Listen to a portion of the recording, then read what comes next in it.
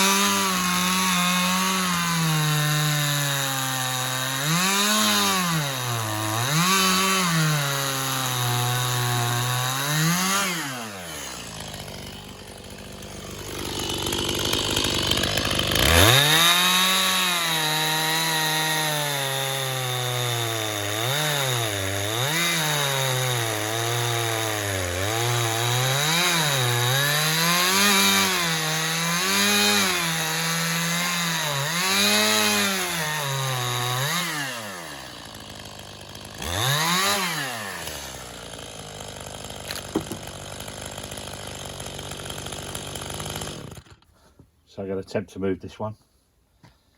I need to get it over this way, then flip it over, and then put the chalk line in. So here we go. 1, 2, 3.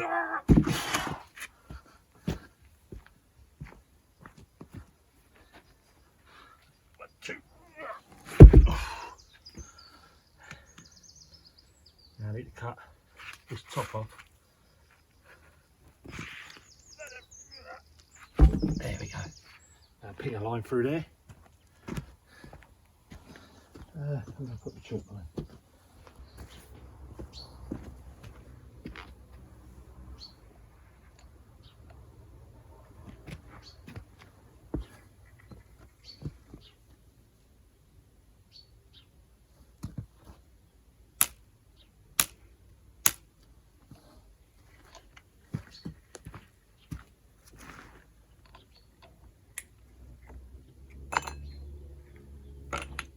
Right, cut down that now.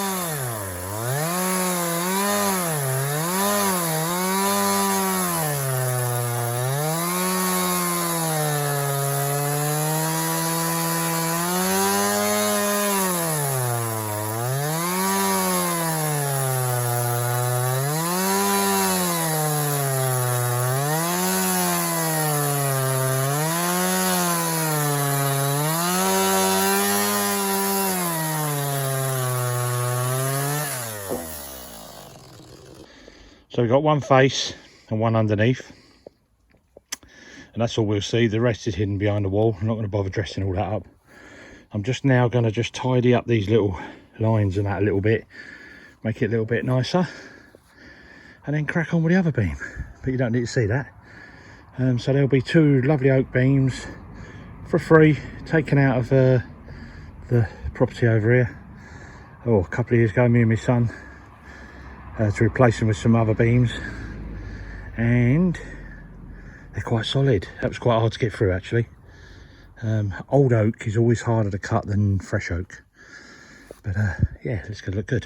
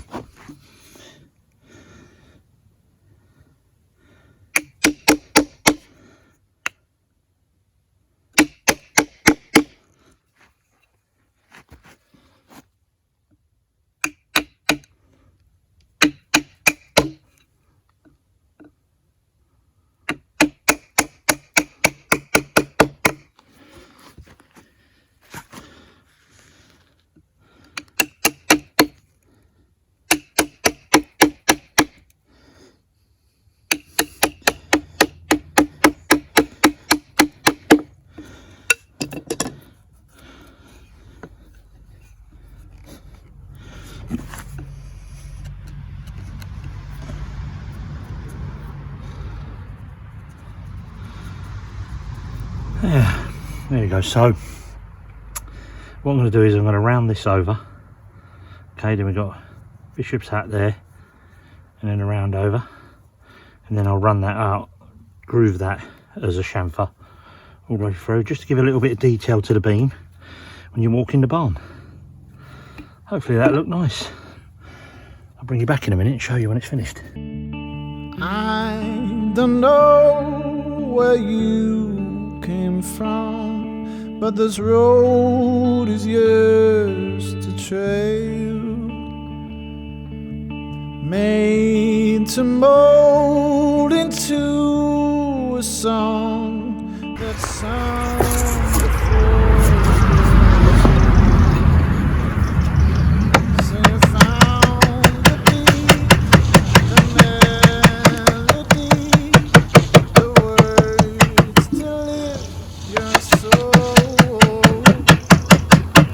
You were made with love. You were made with love. You were made for this world. Silent speaks come down. The roots signal across the land. Oh, these cosmic clash vibrate, sending souls for helping hands. So your soul you see, and let it breathe until it found its roots. You were made. Right, you can see what I'm forming now. So I've done a bishop's hat, and it's actually curved inside, so it's the shape of this chisel. Okay, going through, working my way around like that, and then some the other way. So just got to finish all this off now here, and then I'm planing this by hand, the chamfer itself.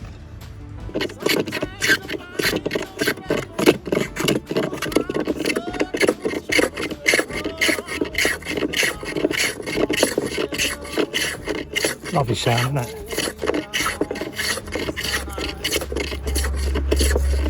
Just working to my lines.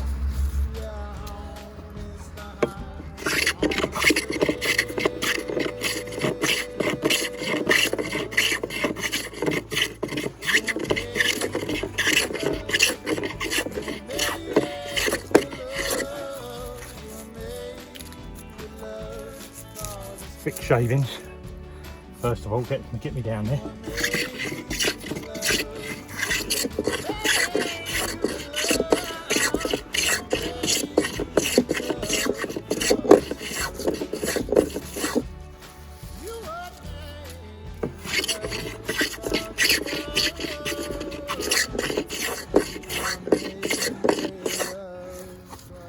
That'll take long.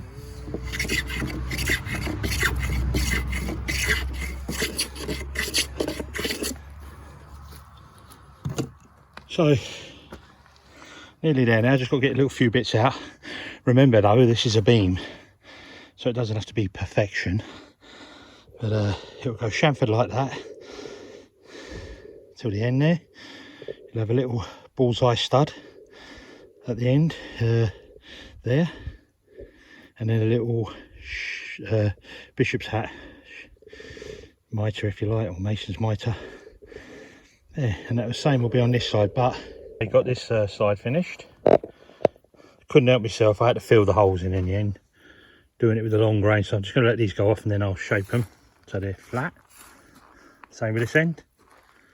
This one was right on that when I made that bullseye there. It was right on it, so I've had to put a piece in there, solid now, just leaving the glue go off. And then I'll chamfer that as well, cut it. And that'll all look nice. I couldn't help myself because I'm going to look at it every day when I walk in and out the workshop, and I thought might as well get it right. Okay, so that's all finished. Put a little splice in there, little fit infill if you like. That one there. So we've got the bullseyes on the ends, and this will be the face inside, and this is the underside seen from the doorway. Okay folks, so I don't think I can leave it at that. It's a little bit bland. I want to add more to it. So what I've done is I've worked out the centre, and I've just done 2 quad of circle, or semicircles here. And I'm going to cut this down in relief, and it, you know, bringing it down. And then I'm going to put the chamfers on the side. I'll show you. And it's a very, very common thing I've seen around here in Normandy. in France, especially in stonework, so it's a mason's thing, you know. You don't see it in the carpentry world so much, but I thought it's fitting to fit it, you know, to cut it into here in this oak beam, which is originally from the house, which is hundreds of years old. So watch this space. Let me get into this, and then I'll show you as I go along.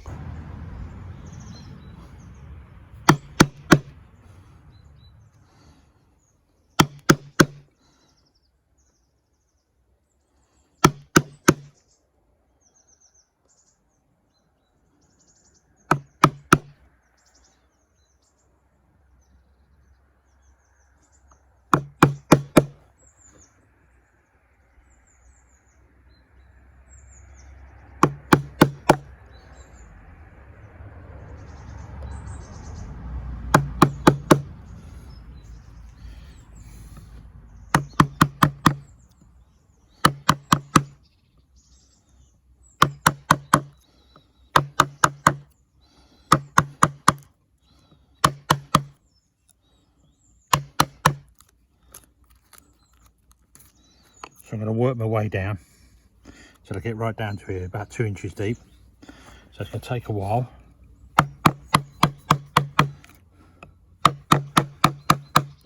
And this is a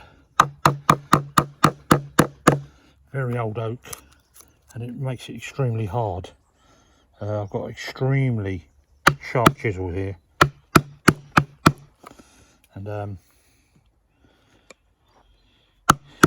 they sound like they're not really going in well.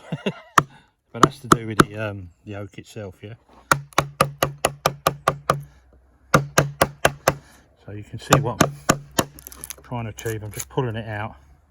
It's a big old knot there, and I don't like that. So I'm going to chop down to that. Try and get that out. What I don't want to find is any metal. Ruin the chisel.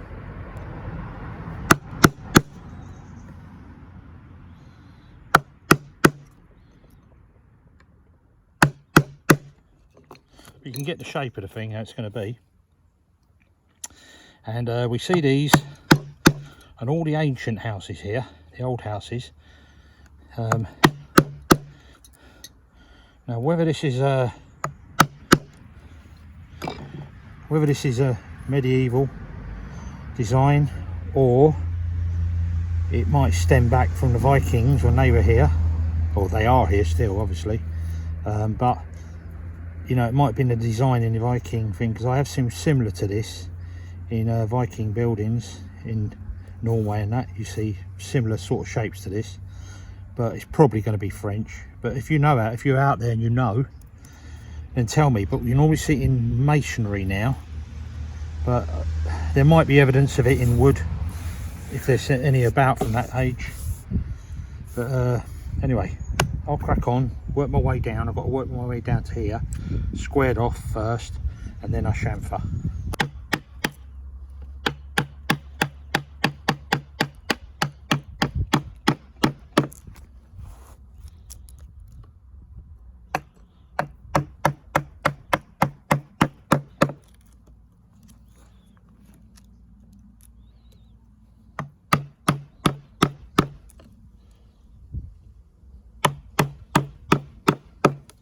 You like that chisel? Gouging out. We've got a bit of a flat gouge.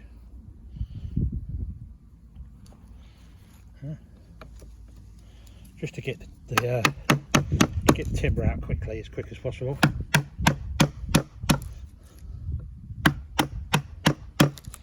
So this one works better.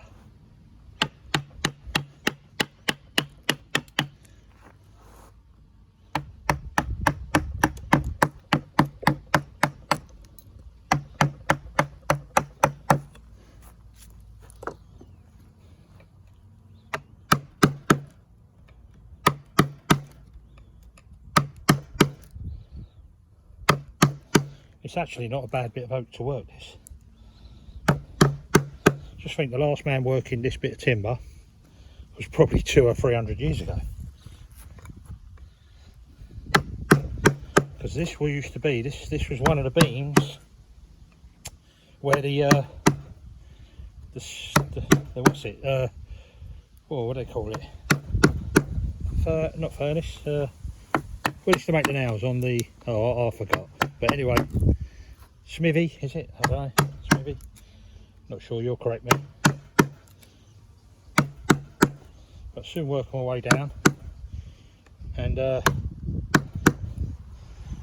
our friends over on the other side of the world, in Japan, fantastic carpenters over there. Some of the best in the world. But they don't get to work with these type of woods so much, which are a lot harder, as they use like yellow cedars and things like that. A lot of their woods are a lot softer than ours. But this oak is very hard to work when it's dry. You need very sharp tools and big tools as well. Anyway, I'll just keep working my way down. I'm onto this line here. I'm going to clean all this out, the back end and the two ends. And then I'm going to start chamfering. I'll put another line here, a slightly different circumference on here. And then I'll set this up to chamfer that down so it meets and matches evenly on each side. Actually, there might be a few of you out there interested how you work this geometry out. So if I want to come from nothing, from here, and then land here, right, to get this circle here, I don't change the position of my compass and its width. What I do is I measure the distance between the front of the timber and the top of the chamfer, and I know that measurement is 30mm. Yep. So all I do is I keep my pencil, so that's my point of reference. Okay, my pencil stops here, and that would give me the original arc, which is there, which I've cut to, if you can see that.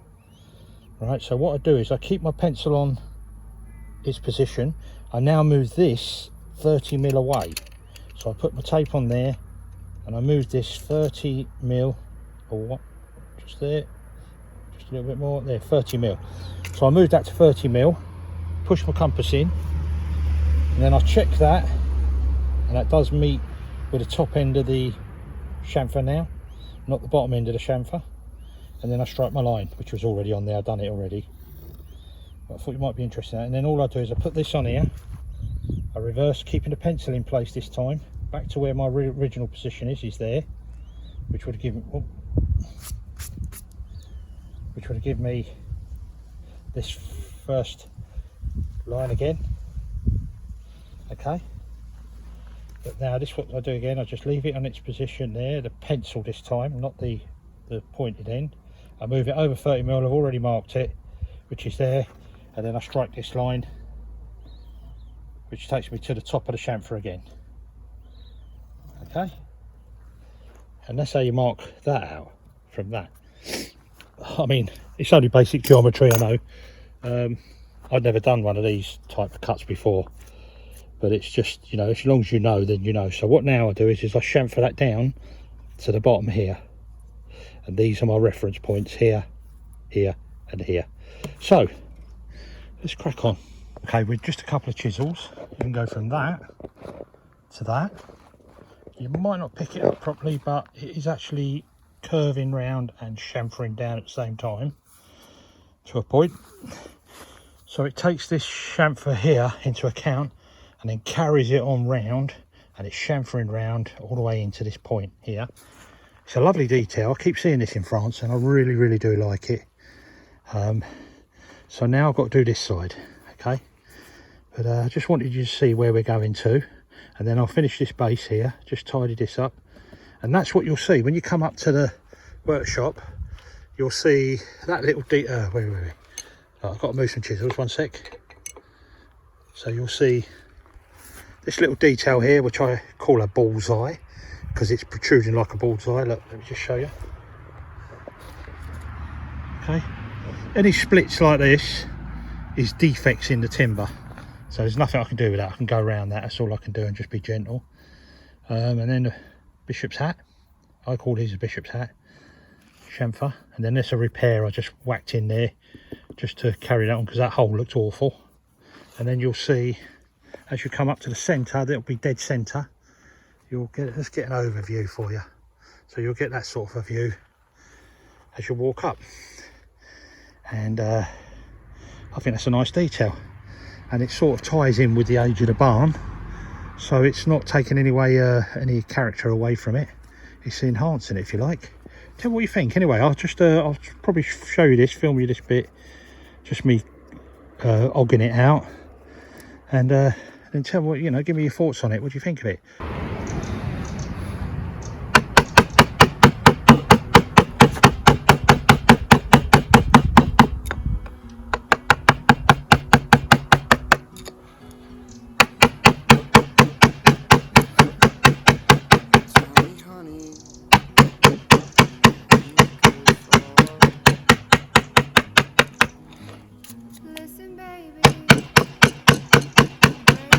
Typical, get a big knot there.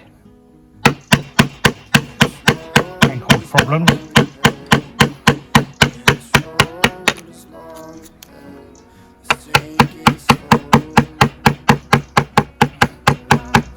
So what I'm aiming for is that top line. It's the most important line for me. When I say the top line, I mean this line here. Okay, because I want to get it to there and then work this meaty bit out here down to the bottom line there. You'll see. And don't judge me, you carvers out there, because I'm not a carver. I'm a carpenter and joiner, cabinet maker. But I like to dabble. No, I do a bit of carving now and then. Just keep me eye in, as they say, you know. There's a few fundamental things you need to know about carving, but it's more about being artistic, you know, and visualising what you're doing. That's what I find. Don't try and take too much out at a time. Keep working at it.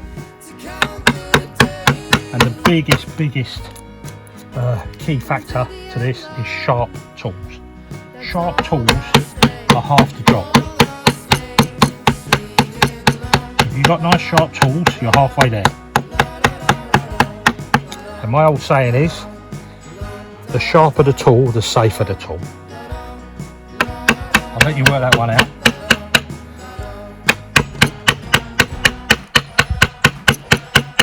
You can see I'm working down now, I'm taking that meat out of there.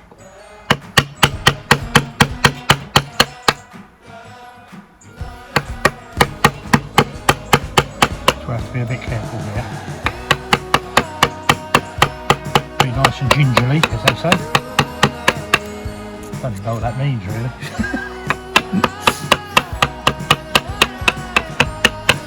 Got one of the comments last week, and they said,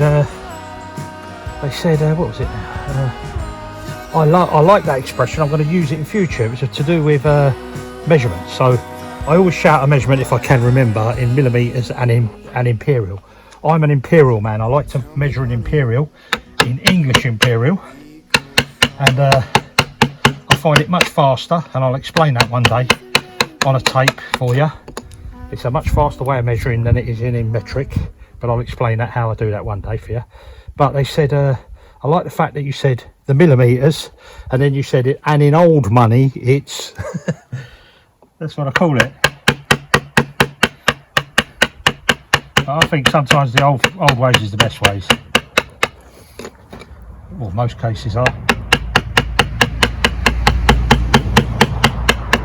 I hope you're getting a good view of that, not my back.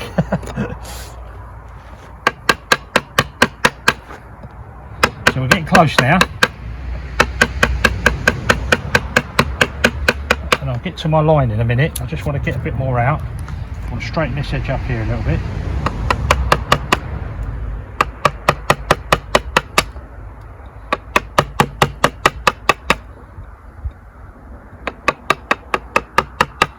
Hope this ain't too laborious for you guys.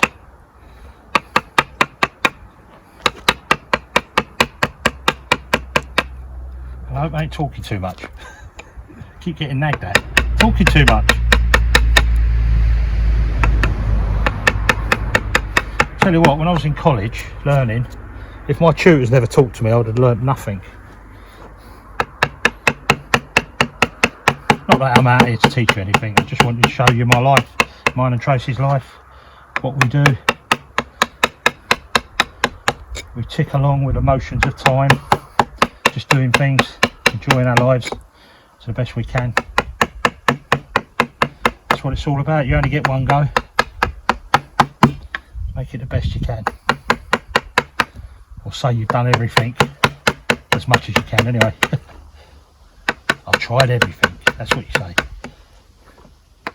And then you'll have no regrets when the day of judgment comes.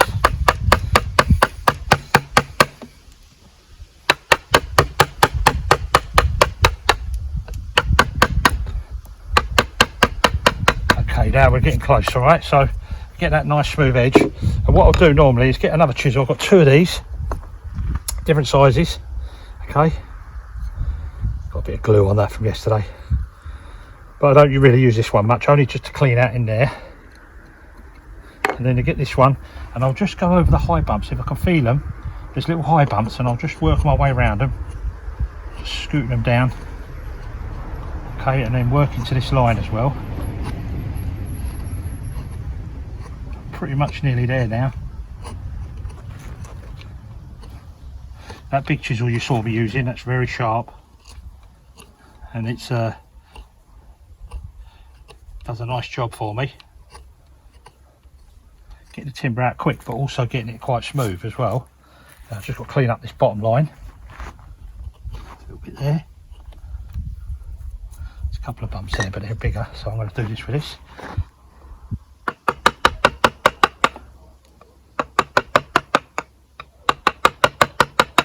Smells good. Isn't it amazing that oak can be that old and still have a smell to it? Crazy, isn't it? It's not as potent as, say, chestnut, but I think chestnut loses its smell over so many years, but oak always has a little bit of a smell to it. Beautiful smell. You can see there I'm just titivating a little bit here now. I'm going to clean this up a little bit now.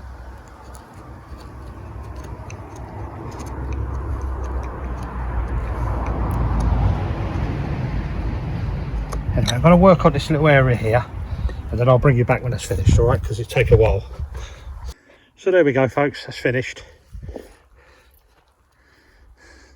think you'd agree that looks quite effective. And the little bullseyes, when we say a bullseye, you know, like a bullseye, it protrudes with a dot. This is how this is doing. Let me get a close up for you. Look. Ignore all this cracking, this is the old timber, and you have to sort of contend with that. That's part of it. Same with this one here. It's a nasty old shake through there, but it's good. So we'll get this treated now, and this is going to be the front beam over the double doors that I make for the barn. Hope you enjoyed that little segment, and there wasn't too much talking.